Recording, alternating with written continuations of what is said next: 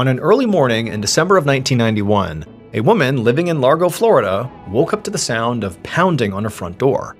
And as she climbed out of her bed, she realized it was not just pounding on her door she was hearing. Also, whoever was out there was screaming for help. When the woman realized there was some sort of crisis here, she kind of rushed and ran to the front door. She opened it up, and standing out on the front porch was her neighbor. And she was practically covered head to toe in blood. Her head was covered in gashes, her throat clearly had been slit. But before this woman could say what was even going on, she just fell to the ground and passed out. But before we get into today's story, if you're a fan of the strange, dark, and mysterious delivered in story format, then you come to the right place because that's all we do, and we upload 2, 3, even 4 times every week. So if that's of interest to you, the next time the like button is taking a well-deserved nap, make sure you immediately go over and wake him up with a leaf blower. Of December 14th, 1991, a 31-year-old man named Keith Young grabbed his car keys from a hook by the front door of his home in Largo, Florida. Behind him, his wife, Anita, slipped on her favorite pair of heels. The newlywed couple was about to head out on a much-needed date night. They were both actually on their second marriages, and they had 6 children between them from their previous relationships. So naturally, it was pretty hard to find time for just themselves. But that particular night, Keith's 2 kids were staying with their mother, who had shared custody, and Anita's 8-year-old daughter was at a sleepover, and her 12-year-old son Jason had agreed to stay home and watch his 2 younger siblings so that the adults could go out for dinner. Before they left, Keith gave Jason a final rundown of his expectations. Don't make too much of a mess, make sure nobody gets hurt, and if there was an emergency, he'd written down the restaurant's phone number on a notepad in the kitchen. But Keith reminded Jason that if there were like a real emergency, like a true crisis, he should call 911 right away. And when he heard this, Jason, the 12-year-old, just kind of rolled his eyes and said, "Yeah, I got it. It's under control." Now, Keith knew he was actually being a little bit uptight here, but there'd been an attempted break-in at their house earlier that year, and he'd been on edge about leaving the kids home alone ever since. The intruder had actually cut their phone lines and then also taken off a window screen, and they'd also tried to break down a door as well. But they'd actually left without taking anything, and there hadn't been any more issues in the months since. But critically, the suspect was never caught, so it felt kind of unresolved and scary for the family. Keith and Anita both hugged Jason goodbye as they walked out the door. And then once the door closed behind them, Keith turned around and checked the handle to double check that he'd locked it, just to be safe. Less than a half hour later, Keith and Anita sat down across from each other at the restaurant and unfolded their napkins onto their laps. They were excited to have a few hours of peace and quiet, where they could just, focus on each other, something that didn't happen very often. The couple had gotten married earlier that year after meeting at a support group for single parents, and they were very grateful to have each other, because their previous marriages were really not that great. Anita's ex-husband, Luther Bass, had a violent temper, and even though he now lived all the way across the country in Idaho, he still found a way to always complicate Anita's life. That summer, Luther had driven all the way to Keith and Anita's house to take his kids on a vacation, which Anita had initially agreed to, but when he showed up, he was unexpectedly driving a camper with his new girlfriend and her kids. And at that point, Anita had gotten a really bad feeling about the whole situation, and she actually started to worry that Luther would take her kids and then refuse to give them back. And so they had this big argument, and it got so bad that actually Anita had threatened to call the police before Luther finally backed off and left. Meanwhile, Keith had been having equally heated arguments with his ex-spouse, Linda, about whether their kids would spend the upcoming holidays with him or with Linda and her new husband, Steve. Things had gotten so nasty that Linda had actually recently begun harassing Anita over the phone and was also gearing up to go to court and try to get the custody agreement changed if Keith wouldn't agree to do things her way. But their bad relationships with their exes only made Keith more happy that he'd found Anita. He was glad that he could take care of her and her kids the way he felt like they deserved. So despite all the tension hanging over them, he tried to keep the mood light, and they enjoyed a very nice dinner. And then when the check came, Keith glanced at his watch and realized it was getting pretty late. He knew Anita's son Jason was a responsible kid and that he could definitely handle getting his younger siblings into bed, but Keith was still a bit worried about leaving the kids alone for too long. So he paid the check right away, and then he and Anita left the restaurant and drove home. A little while later, Keith and Anita pulled up outside of their brown single-story home. When they got inside, Keith was relieved to see that all the kids were calmly watching TV in the living room, and the family cat was curled up on the couch right next to them. Keith told them that it was time to get ready for bed. And as 12-year-old Jason got up, Keith pulled him in for a big hug and told him he was proud of him for his hard work babysitting. Anita helped the younger kids brush their teeth, and then afterwards, Keith turned off the lights and he went down the hall and said goodnight to all 3 kids, who slept in bunk beds in the same room. Then after that, he continued down the hallway to the main bedroom and climbed into bed with Anita. He kissed his wife goodnight and then turned off the light. Several hours later, around 3 a.m. early the next morning, Anita's 12-year-old son Jason awoke to a very loud noise, and when he heard it, he sat up in bed. And then he could hear something thumping around in the room next to him. But before he could figure out what was going on, someone screamed. With his vision still blurry from sleep, Jason slid off the top bunk and walked over to the door and cracked it open. And in the dark hallway, he could quickly make out the shadowy shapes of what appeared to be 2 men moving around, sort of struggling with each other, fighting. As his eyes adjusted to the darkness, he realized that one of these men was his stepdad, Keith. But he couldn't make out anything about the other man, except that he was really big and wearing what appeared to be a black ski mask. Jason immediately felt paralyzed by fear, because he knew, this was obviously another intruder, just like the one who'd tried to break into their house that summer. For a second, he was hopeful that maybe his stepdad would fend the man off. But then Jason noticed there was blood sprayed all over the walls. And then he saw the glint of a knife in the intruder's hand. At the same moment, Jason saw his mother, Anita, run out of the master bedroom, also covered in blood, and she was holding a baseball bat. And she swung it at the intruder, and she hit him in the back of the head, but it barely slowed him down.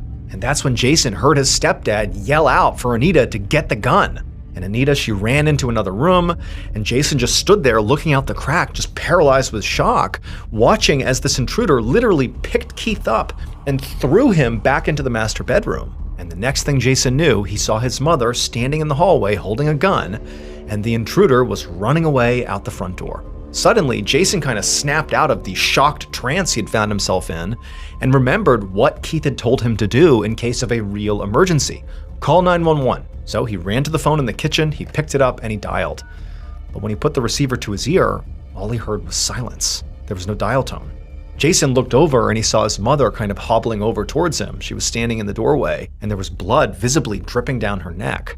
Jason's voice cracked when he told his mother that the phone line was dead. Anita told her son to go back with his stepdad and just wait, that she was going to go find help.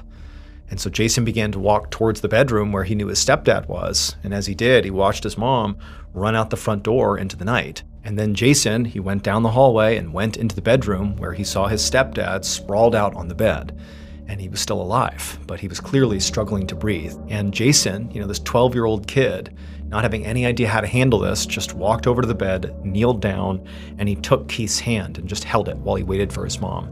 And as he held Keith's hand, he could hear the sound of his stepfather take his last few raspy breaths before he went completely limp.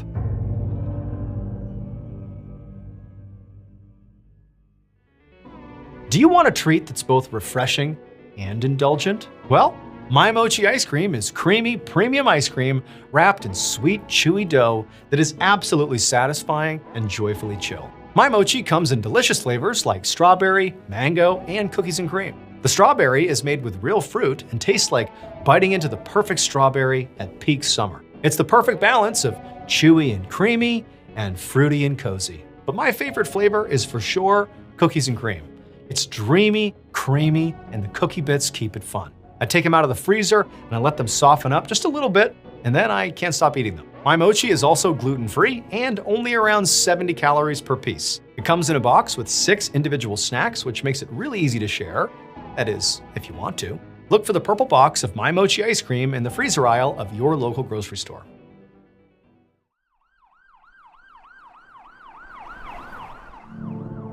Several hours later, before dawn on the morning of December 15th, 1991, Detective Mike Short from the Largo Police Department pulled up to the curb outside of a brown single-story house surrounded by crime scene tape.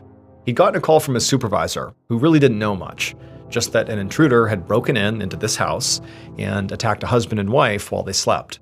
But now, as Short got out of his car and looked around at the quiet block of modest, well-kept houses, he found that kind of odd. This really wasn't a neighborhood where they saw violent home invasions. As Short walked up to the house, a uniformed officer caught up with him and gave him a few more details about what they knew so far. He said that the wife, Anita Young, had run to a neighbor's house screaming for help before passing out from blood loss in their front yard, and the husband, Keith Young, was deceased in the bedroom. The officer also said that the couple's 12-year-old son had woken up at some point and witnessed the attack, and for now, he was over at the neighbor's house until they could track down another guardian. The officer said that Anita had been taken to a hospital, but it would be a miracle if she survived. Her injuries were some of the worst they'd ever seen. As Short went up the walkway that led to the front door, he saw that blood had dripped all over the cement. The front door was open, and right inside he saw a baseball bat lying on the floor with blood on the handle. Short stepped inside and he saw more blood. Blood that was spattered and smeared basically all over the living room, on the walls, the doors, the furniture, as if the suspect and the victims had been fighting all throughout the house. In fact, it was so chaotic and messy that Short thought maybe the suspect was not expecting to fight off two grown adults. Otherwise, they might have come up with a better plan of attack. So Short's first assumption was that this likely was a robbery that had gone terribly wrong. As he continued down the hallway, a cat ran past him. It was unharmed, and it went to hide under the couch. The hallway was somewhat unbelievably even bloodier than the living room, with red smears all over the walls and floors, so Short figured most of the attack must have occurred here. Short reached the main bedroom and looked inside, and he saw Keith's body lying on the bed, covered head to toe in blood. Keith's shirt was shredded, and Short could see there were multiple stab wounds to his chest and also a very deep gash down his side.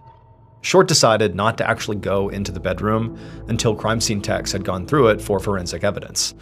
So instead, he just walked down the rest of the hallway and pushed open the door to another bedroom, where he was surprised to see two small children soundly asleep in their bunk beds. Somehow, these kids had slept through the entire attack. Short went back outside and immediately flagged down a uniformed officer, and he told him to go in there and wake up those kids and bring them somewhere safe. Then once the officer went inside, Short pulled out his flashlight and began searching the yard for evidence. Based on Keith's wounds, at least what he saw, Short thought he was probably attacked with a knife, or maybe even an axe or a machete. But apart from that bloody baseball bat that was found in the doorway, there was no sign of a weapon anywhere inside or outside of the house. But as Short went around the side of the house, he found something else that was interesting. The home's phone lines had clearly been cut. The killer must have planned ahead to make sure nobody in this house could call out for help.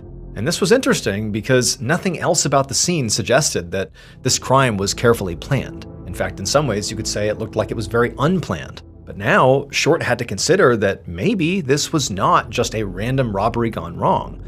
Maybe, especially given the cut phone lines, this was like a premeditated attack, a premeditated murder. And if that was the case, he had to figure out who the intended target was. Keith, or Anita, or both. A little while later, Detective Short walked up the street to the neighbor's house to speak with his best eyewitness, Anita's 12-year-old son, Jason.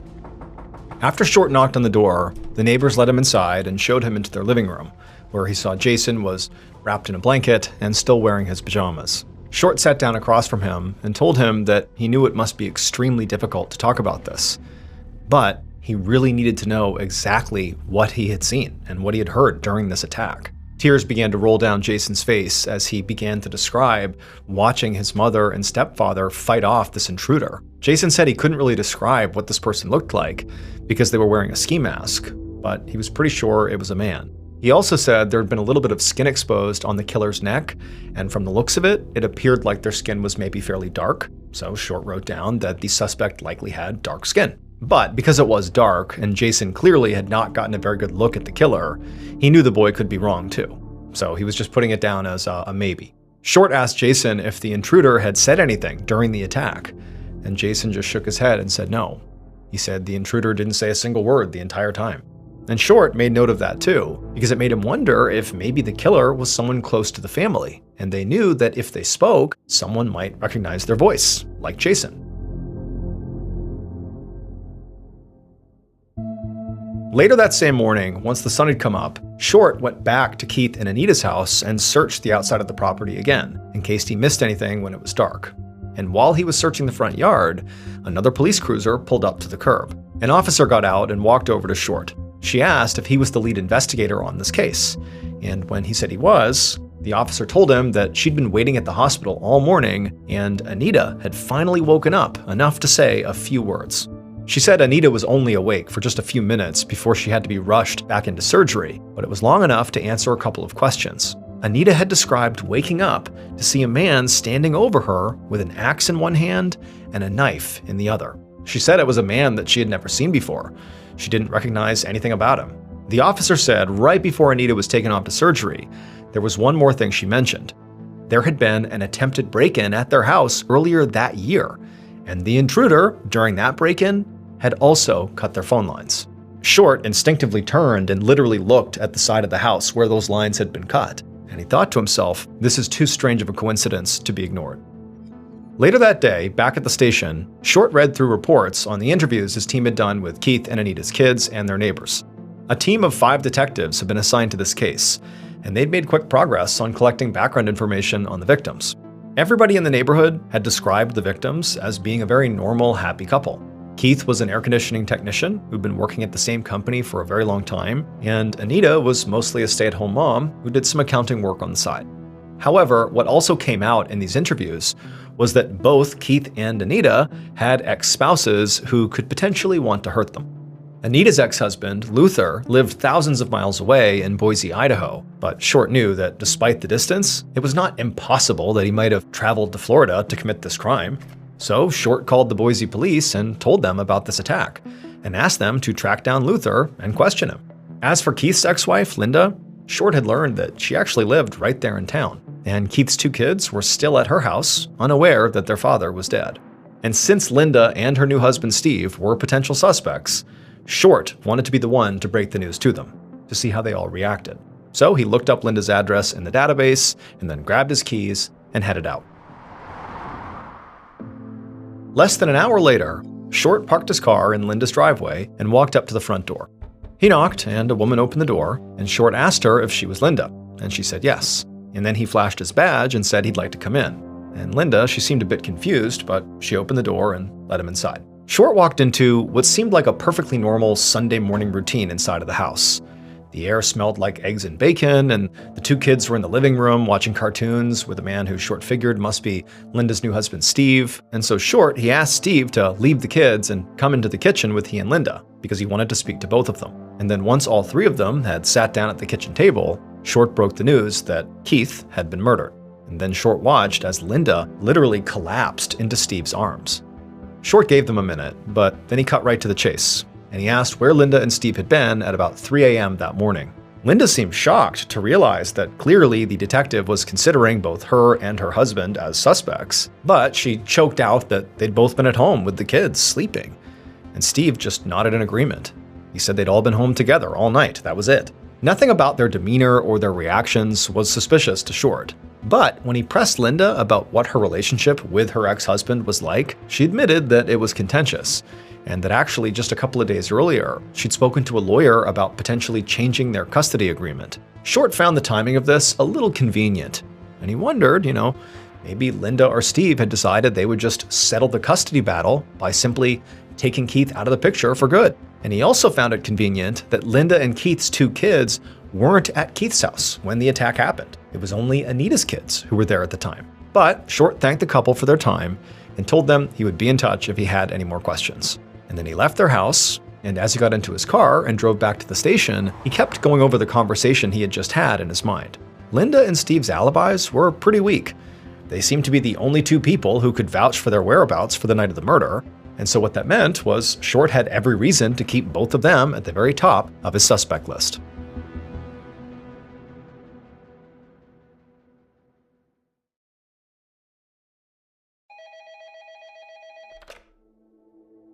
Late that night, Short was sitting at his desk in his office when his phone rang. He picked it up, and it was the police in Boise, Idaho. They'd managed to track down Anita's ex-husband, Luther. Short immediately sat up straight and grabbed a pencil to take notes. The officer on the line told him that when they'd gotten to Luther's house, he wasn't there. But his fiancée, Connie, was. And she told them that he'd been out on a weekend hunting trip. So the officers had gone out and searched for Luther in the area where he said he'd been hunting, but they didn't find him until that evening when Luther actually arrived back at his house. The officer said, at that point, they took him in for questioning, and he had told them the same thing that Connie had, that he'd been out elk hunting about an hour away from Boise all weekend. Luther had been able to describe basically every step of his hunting trip in great detail, but since he had been hunting alone, there was nobody to corroborate his alibi. Now, Short knew that the drive from Boise to Largo, Florida, where the attack took place, took at least 3 or 4 days. So the fact that Luther was in Boise less than 24 hours after the murders meant that he could not have driven there. But there was still a possibility that if he was involved, maybe he could have flown. Now, Short knew it would be difficult, but not impossible, for Luther to catch a plane to Florida and back during the time that he was supposedly out hunting. So he told the Boise officer to look into whether Luther had recently purchased an airline ticket and to also take saliva, blood, and hair samples from Luther. After Short hung up the phone, he just sat back in his chair and thought for a second. It was less than 24 hours into this investigation, and Short already had 3 suspects in his crosshairs: Keith's ex-wife Linda, and Linda's new husband Steve, and also Anita's ex-husband Luther. And then also, to some degree, Luther's fiancée, Connie, could have been involved, but based on logistics and the fact that she was at the house, it seemed unlikely. But there was one big problem. Based on Anita and Jason's eyewitness testimony, the suspect they were looking for was a dark-skinned man who Anita had never met before, and that description would not apply to any of their suspects. Short knew that the suspect description might not be reliable. After all, it had been dark in the house, so Jason could have been wrong about the killer's skin color, and Anita was barely conscious during her interview, so her recollections might not be accurate at all. But if it was accurate, it could mean any number of things for Short's investigation. It could mean it was a random robbery after all, just some random person who went in the house and did this horrible thing. It could also mean that, one of his current suspects had maybe hired somebody to commit the crime, or it could mean that all Short's theories about the case were just completely wrong, and he had no idea what happened. Short rubbed his eyes and looked at the clock and realized it was almost midnight, so he decided it was time to go home and get some sleep. Maybe, he hoped, by morning, a new piece of evidence might turn up that would help point him in the right direction. Around 7 a.m. the next morning, so about 28 hours after Keith's murder, Short pulled into the parking lot of Pinecrest Golf Course, which was less than a mile away from Keith and Anita's house. And at this very moment, Short was feeling really optimistic about the case, because a groundskeeper at this golf course had called the police that morning and said they'd found a ski mask and a glove lying in the grass. So now, Short got out of his car and he went into the clubhouse, and the groundskeeper was there waiting for him. And he said he had left the ski mask and the glove right outside, right where he had found them. So Short followed the groundskeeper out onto the course, and as they walked, Short made note of all the ponds scattered around and also the lake at the park right across the street. He wondered if maybe the killer might have tossed their weapon or weapons into the water. A minute later, the groundskeeper stopped walking and pointed down at the ground, at a black ski mask and a dark-colored cotton glove lying in the grass, exactly as promised. And so Short put on a pair of latex gloves and he knelt down and he carefully lifted up the mask. And as he did, he felt that clearly it was crusted with something reddish-brown, very likely dried blood.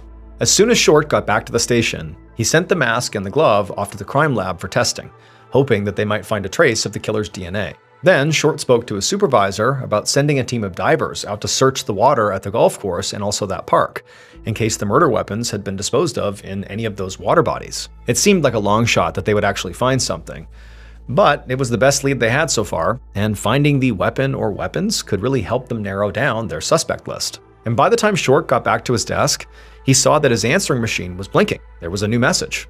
And so he hit play, and the message was from a man who said he had information on the Keith Young case. So Short called him back right away.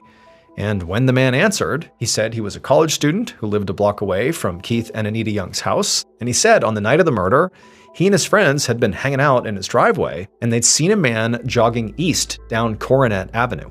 And Short immediately turned and looked at the map on the wall, and he got really excited because he saw Coronet Avenue was actually the exact path the killer would have had to take to get from Keith and Anita's house to that golf course. Short asked the young man to describe this jogger, and the college student said that it appeared to be a white man with short dark hair. Short asked him if he was pretty sure about that, and the student said yeah. In fact, the jogger had passed under a streetlight at one point, so they all got a pretty good look. This was a huge development, since 12-year-old Jason, one of the eyewitnesses, had said the killer had dark skin. It was very possible now that maybe Jason was wrong. But it was also possible that there were now 2 men involved in the attack. Maybe one had dark skin and one had light skin.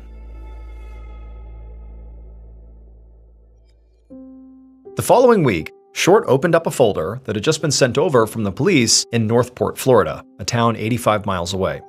On December 19th, so just 4 days after Keith Young was murdered, a man and 3 kids in Northport, Florida were shot to death in the middle of the night inside of their home. The suspects in that attack were 2 men wearing ski masks, and they had cut the house's phone lines. So the similarities between these 2 killings were easy to see, but as far as Short could tell, the victims in the second attack didn't have any connections to the Youngs. Plus, the victims in the second attack had been shot instead of stabbed. And so as Short really did try to look for all the similarities he could between the 2 crime scenes, he just couldn't get over how sort of blatantly personal the very violent and bloody attack felt at the Youngs' house. So even though there was this other, on the surface, similar killing in Florida, and even though Jason and Anita both swore they did not recognize the intruder, Short was not ready to rule out that Keith Young had been killed by someone who knew him. His strongest suspect was still Anita's ex-husband, Luther, who claimed to have been out hunting alone at the time of the attack. As for Anita, her condition had actually finally stabilized, and when Short had gone to speak to her at the hospital, she had said that Luther was really the only person she could think of who might want to hurt her, because they'd been arguing a lot about custody and also child support. But the Boise police had checked with every airline in the country, and none of them had a record of Luther flying into Florida that weekend. So Short couldn't even prove that Luther was in the state at the time of the attack. And then also, Anita had mentioned that she'd been having problems with Keith's ex-wife, Linda.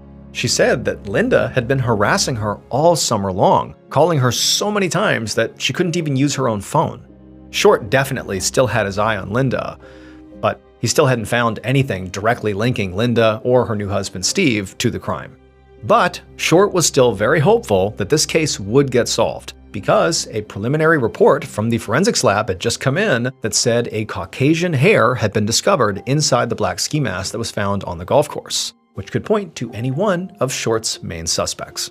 And Short knew it was only a matter of time before the forensics lab finished its full analysis of that hair sample, and then they would know for sure if it was an exact match. One day in early January of 1992, so a few weeks after Keith's murder, Detective Short got into the office and checked his answering machine, and he found that he'd gotten a message from the forensics lab telling him to call back right away. And so right away he picked up the phone and dialed the number, and he could feel his heart pounding as the line rang. This could finally be the break in the case he'd been waiting for. And when the technician picked up, he told Short that, they had analyzed that hair in the mask, and they'd analyzed the DNA. But it was not a match for Short's top suspect, Anita's ex-husband, Luther. Not a match. Short thanked the technician and hung up, feeling very disappointed. Now, this still didn't fully rule Luther out, especially because Short still thought there might have been maybe 2 suspects involved. But he decided that at this point, it was time for investigators to really focus on other possibilities.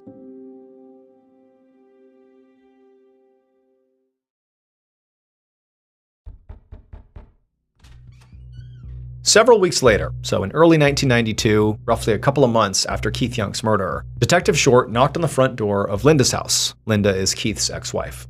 And when Linda opened the door and saw the detective once again standing outside her house, she quickly let him inside. The house was quiet, and Linda told Short that she was the only one home. They sat down in the living room, and then they ran through all the subjects that Short had grilled her on the first time around.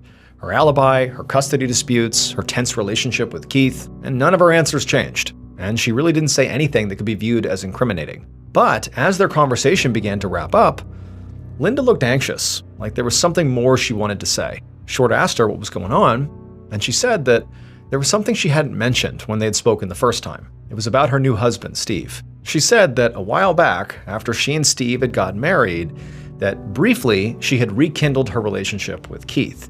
Steve had found out that she was cheating on him, and he was naturally very upset. Linda said that a few months ago, Steve had even made a few jokes about hurting Keith. At the time, she didn't think he was serious, but after Keith was killed, she started worrying that Steve might have somehow been involved. She said that she had even gone so far as to check Steve's knife collection to make sure none of them were missing. Short was careful not to let his shock come across his face, but inside, his mind was absolutely spinning. He'd always thought it was possible that Linda and Steve were both in on the murder, but now it sounded like maybe Steve might have acted alone. He also wondered, though, if Linda was ratting out her husband to draw suspicion away from herself. So, to help get to the bottom of it, he asked Linda to come with him back to the station for a polygraph test. He also planned to order another polygraph for Steve, who was suddenly at the very top of his suspect list. But almost 2 months later, in March of 1992, Short was back in his office, staring down at a pile of documents he'd already read over 1,000,000 times, and the evidence still didn't point him toward anybody in particular. Linda and Steve had both taken their polygraph tests, but the results did not indicate they were guilty, and there was still no hard evidence that tied either of them to the crime. Also, after searching all the ponds and that lake in the area, police still had not found a murder weapon.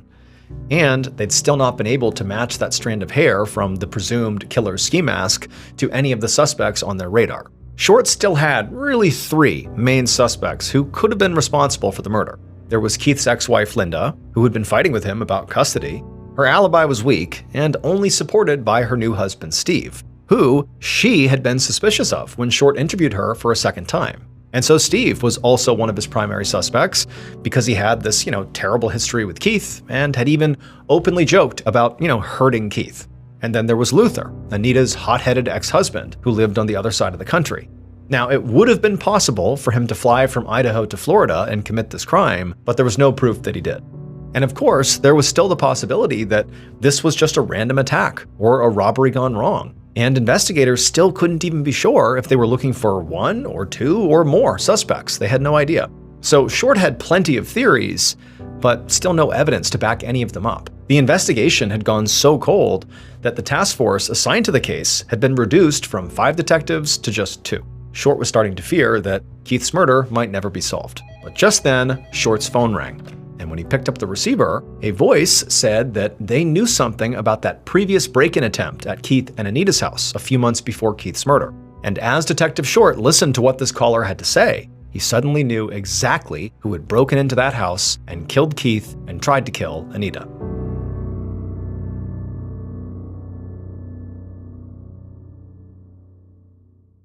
Based on all the collected evidence, as well as the killer's eventual partial confession, this is what investigators believe happened to Keith and Anita Young on the morning of December 15th, 1991.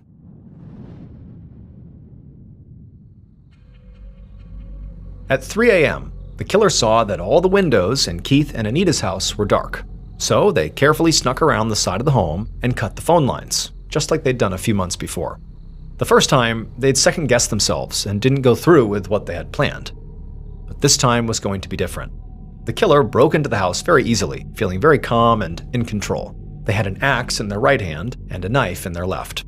As they made their way through the living room, they heard growling and hissing, and they looked down to see the family's cat standing in their path. They thought about strangling the cat to shut it up, but decided not to. They wanted to do this with as little collateral damage as possible. So they bent down and tried to soothe the cat, and when it worked and the cat became quiet, the killer stepped past the cat and began walking down the hall. They made it to the master bedroom, they opened up the door and stepped inside.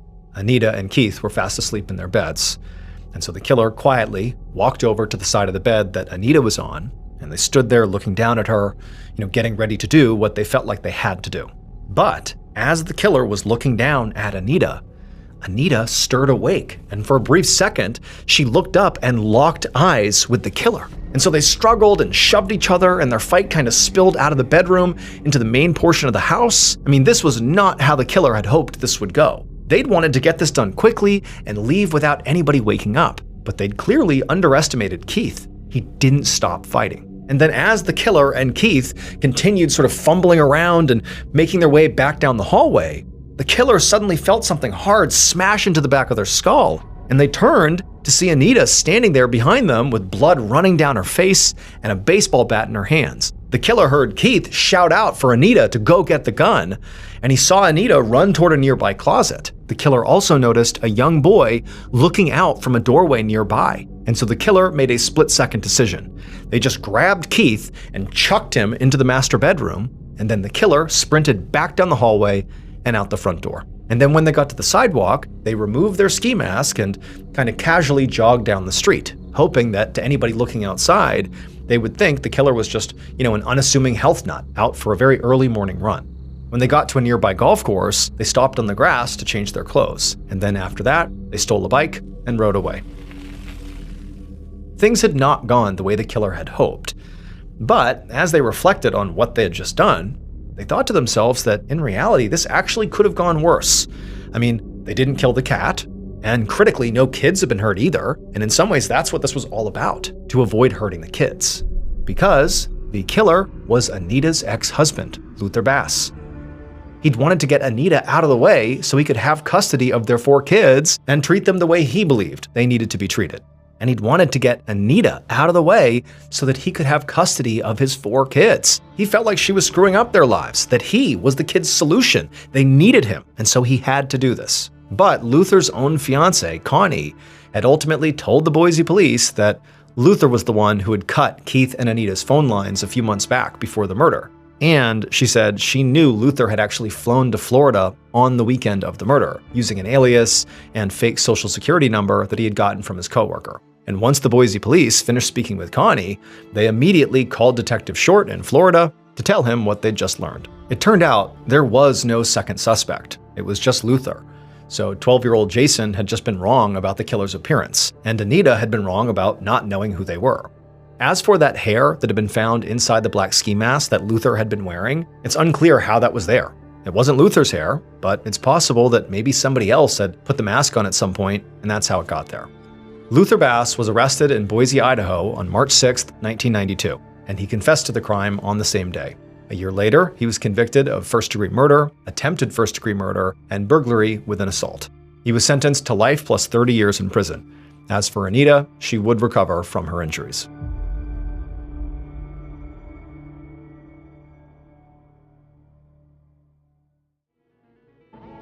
Thank you so much for watching. Let me know what you thought of today's episode in the comments. And remember, we have a whole playlist of true crime episodes ready for you to binge right now. So click here and give them a watch. All right, until next time, see ya.